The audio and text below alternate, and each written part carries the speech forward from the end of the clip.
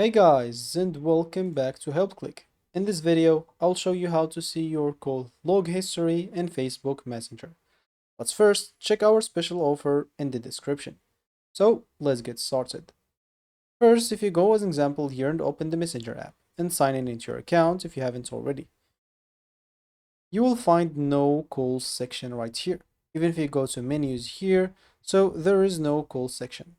So if you can't find it, even if you click on menu and everything, for iPhone itself, you'll find the call history on the calling app. So if you click on the default calling app, as you can see, I'll find here the normal calls, and at the top, I'll find Messenger audio. Of course, if you like call in a video call, you'll find Messenger video. So all your call history will be found in the default calling app on iPhone. But for Android, there isn't an option to see the call history for now. So in order for you to see the call history, you will need to go and access a specific chats, the one that you called, then you'll be able to see the call history inside that chat itself. So that will be it for me in this video. If you find this video helpful, hit that like and subscribe button and watch our next video.